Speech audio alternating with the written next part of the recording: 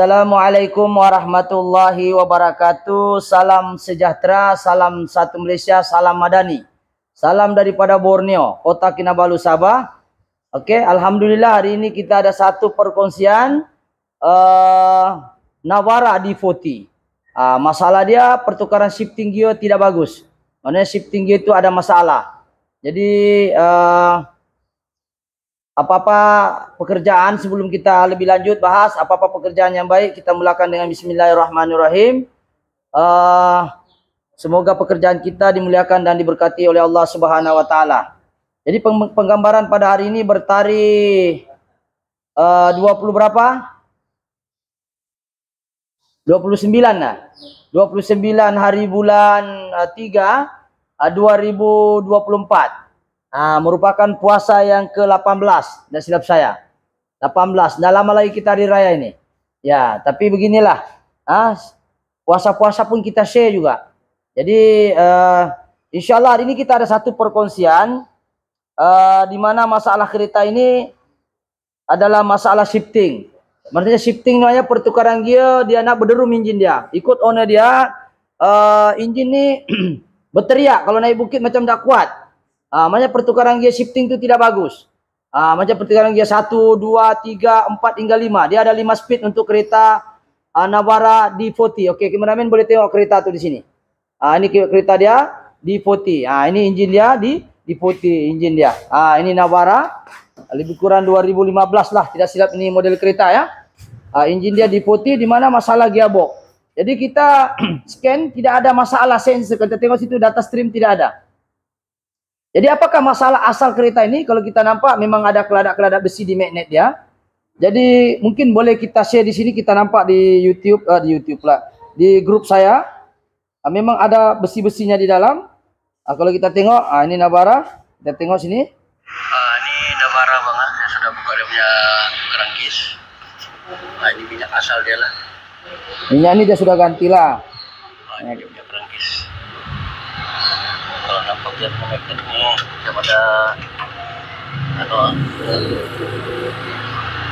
Oke, ini memang kelas steel dengan kelas pad dia memang haus lah dia makan.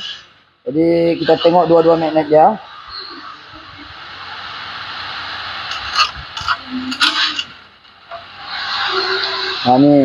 Ini lebih kepada masalah mekanikal lah, kelas pad dan kelas steel dia. Oke, jadi sekarang ini itu sahaja yang kenapa datang kereta ini adalah shifting, yaitu masalah pertukaran gear tidak bagus. Macam pandai free lah, macam meraung itu enjin. Kalau naik bukit dia macam meraung. Dia tidak sinkronis dengan kelajuan kereta itu sendiri. Maksudnya lari 100, kereta dipaksa 100 beraung. Macam gear 3 itu 100 dipaksa, berderum itu enjin. Kuat sangat. Patutnya kalau 100 ni mungkin RPM 2000 sudah dia shift ke gear 4 dengan gear 5. Tengok kedudukan kondisi kereta naik bukit ke tidak.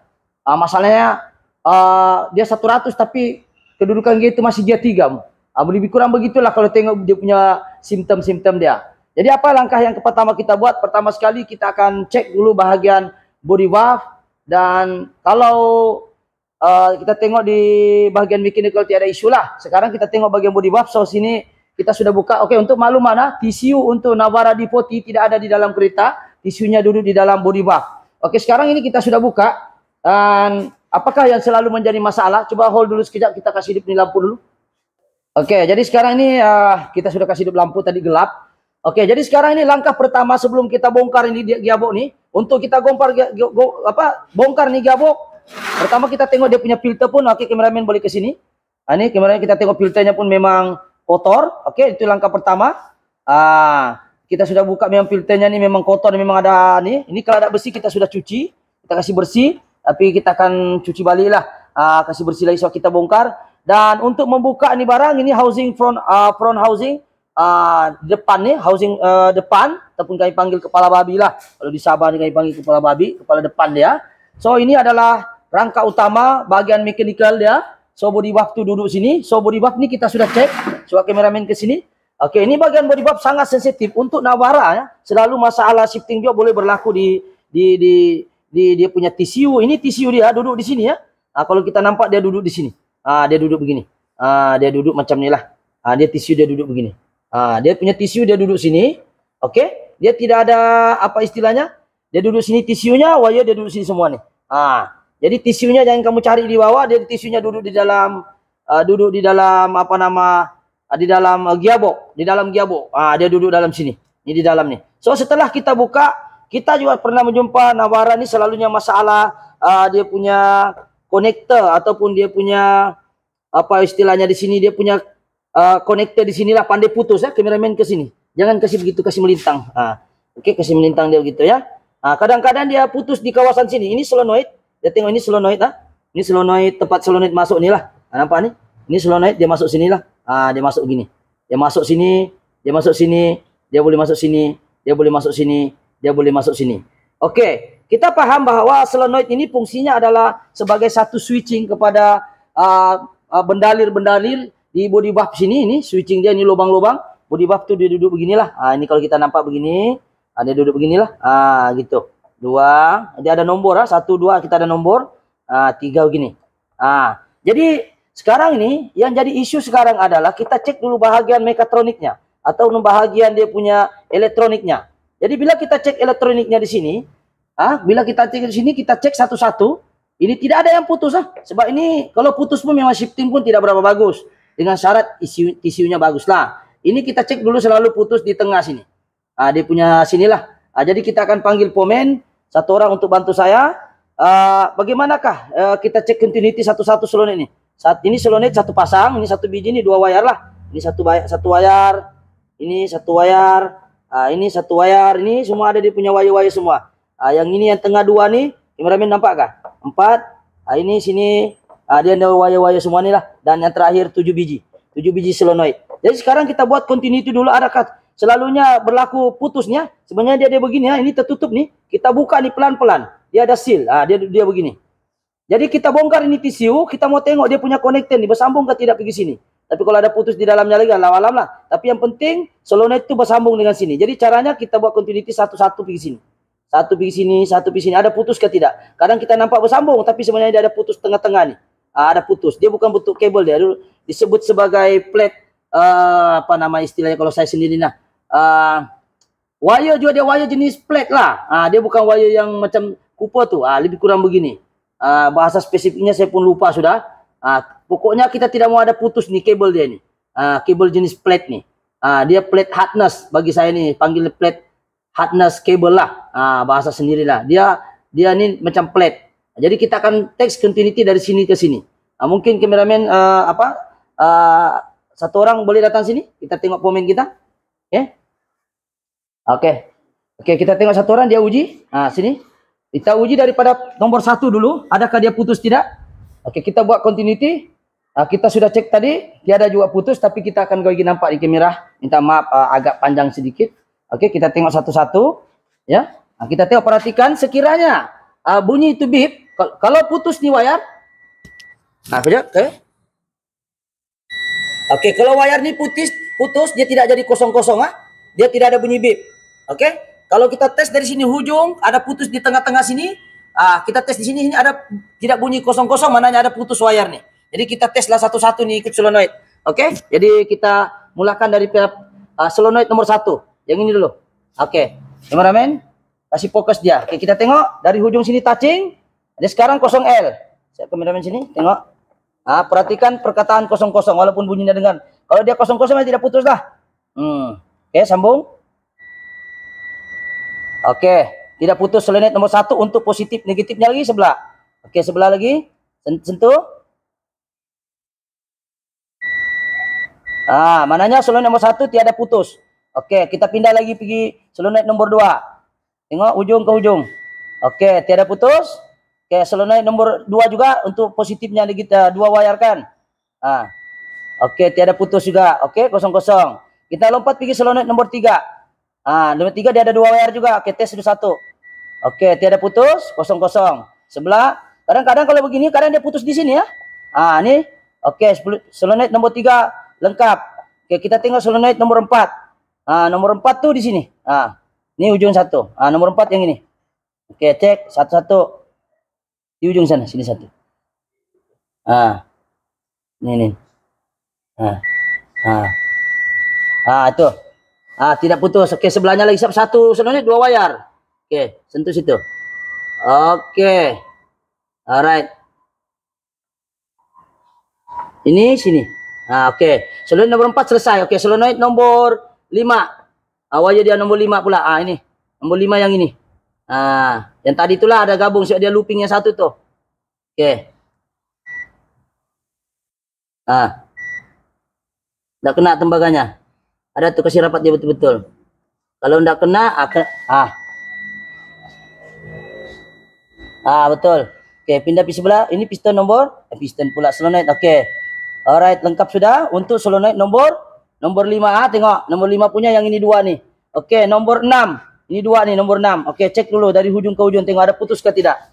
Oke, kita tengok. Nih, nomor 6. Tengok dia aliran dia mana. Sini.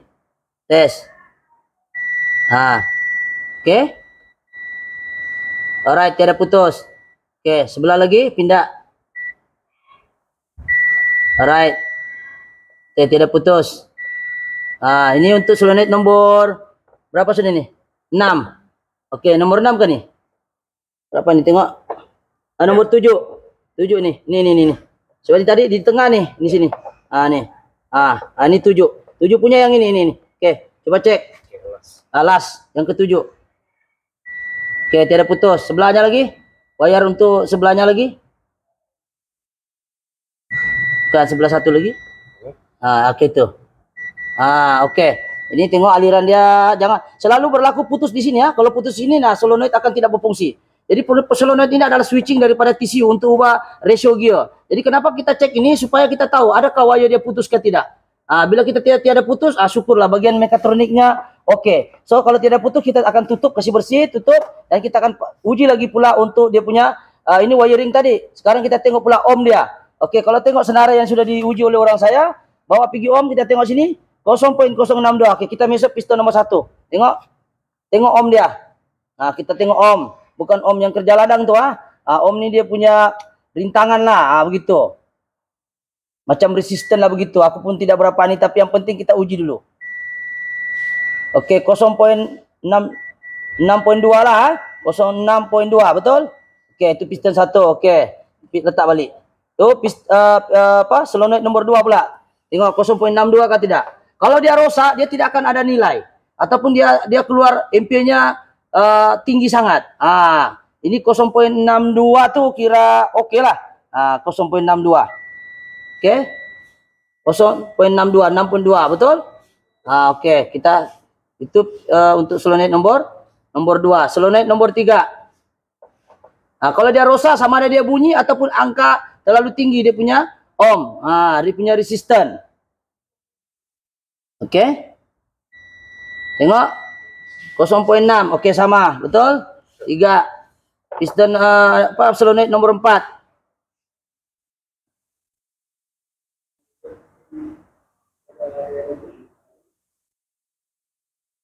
Oke, nomor 4. Oke, tengok sama nomor 4 0.62. Oke, lepas itu kita tengok solenoid nomor 1, 2, 3, 4, nomor 5.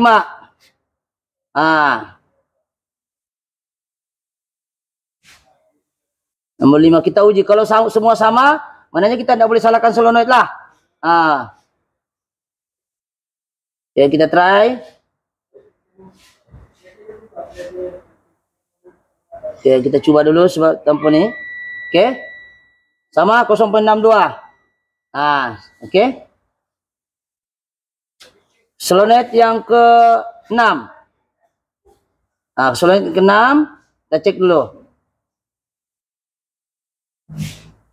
0.6 juga.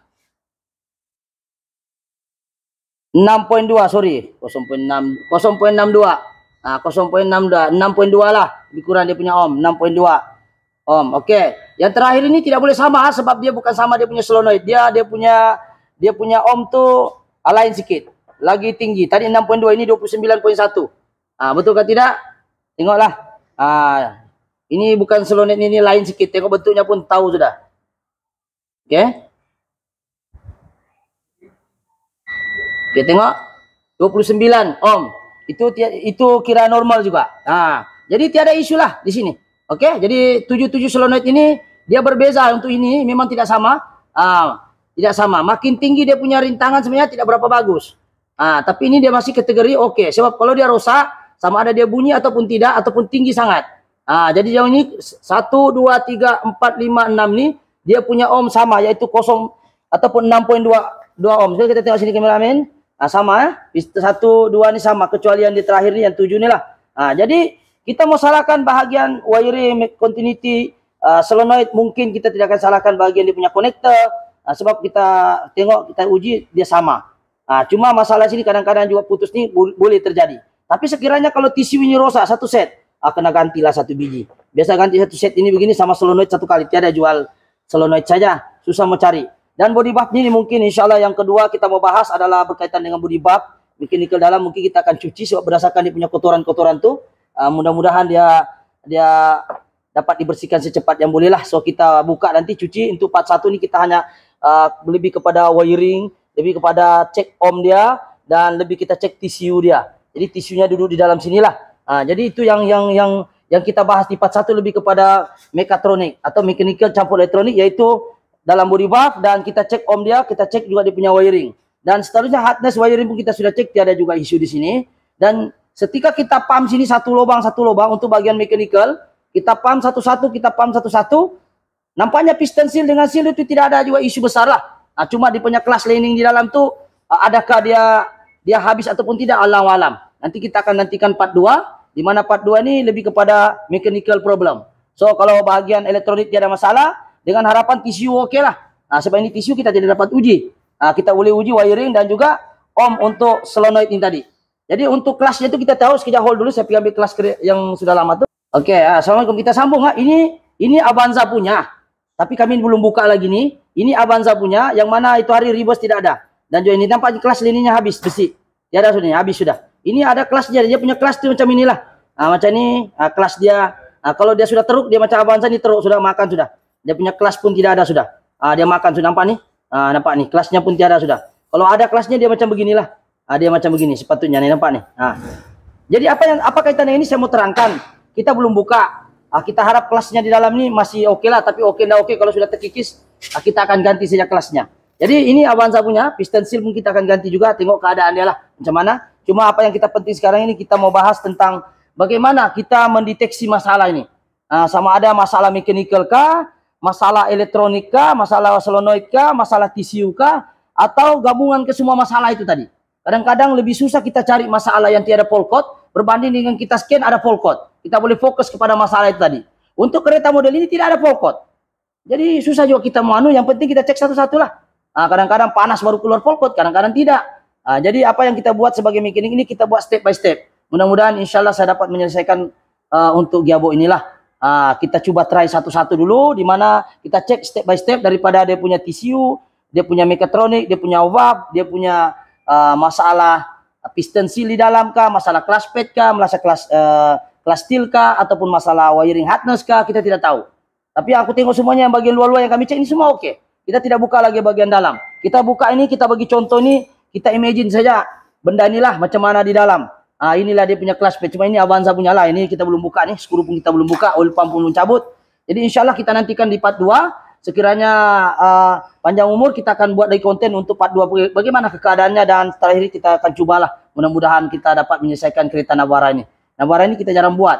Tapi insya Allah kita coba yang terbaik saja. Mudah-mudahan kita dapat membantu orang ini dan dapat menyelesaikan masalah dia. Jadi itu saja. Berapa menit sudah? Kameramen? 19 menit. Jadi apa yang paling penting di dalam gearbox ini selalu saya berpesan pada pengguna-pengguna kereta auto, yang paling penting yang pertama sekali ialah jaga minyak itu dengan filter. Dan juga yang kedua adalah kita sendiri sebagai pemandu jangan terlampau drastik ataupun kita enjin belum panas kan kita terus main jalan saya. Sebenarnya tidak digalakkan. Jangka panjang dia akan cepat rusak gearbox. Dan yang terakhir sekali ialah kalau boleh tukar tukar filter dengan minyak ini bukan tunggu dia hitam, jangan tukar dia masa tu ada masalah. Tolong tukar ikut kilometer lah. Macam gearbox ni 50.000 tukar filter dengan minyak dia. Tukar dia. Jangan tunggu dia sudah sentap baru mau kelang kabut cari minyak tukar baru. sudah terlambat, mungkin sudah tahakis macam tadi di magnet ini. Ini kita tengok magnet ini, kameramen sini. Ini kita sudah cuci ya. Nampak nih. Kita cuci sikit lah. Jangan sampai dia jadi begini sudah. Jangan sampai dia sudah hitam begini, barulah bila mau cari treatment, barulah kita mau cari minyak tukar filternya. Bilang orang terlambat Miki. Terlambat sudah. Jadi apa yang penting kalau boleh kita servis minyak kita itu ikut kilometer, bukan ikut hati ataupun ikut bila ada masalah baru tukar.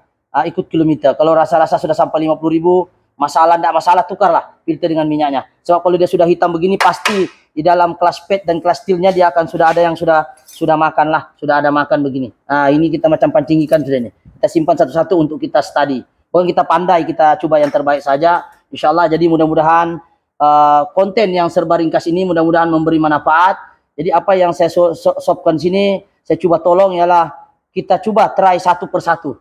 Di mana daripada buah body, TCU, solenoid, continuity wiring, hardness wire, barulah kita lompat pergi bahagian mechanical problem, yaitu kelas steel, kelas tape, piston seal, o-ring, baru kita buka tengok macam mana. Oke, insyaallah itu saja perkongsian pada hari ini. Insyaallah mohon maaf sekiranya ada kekurangan. Saya bukan pandai, terus terang, saya pun masih baru di dalam gearbox ini, tetapi apa yang terbaik ialah kita coba yang terbaik saja. Kita bukan mengajar. Jadi mohon maaf jika saya ada kekurangan, itu sebab kelemahan saya sendirilah. Jadi sekiranya video ini bagus, jangan lupa subscribe, like ataupun share. Semoga konten-konten ini dapat dimanfaatkan orang lain dengan cara kita share sama orang lain. Oke, itu saja. Sekian. Assalamualaikum. Salam Ramadan.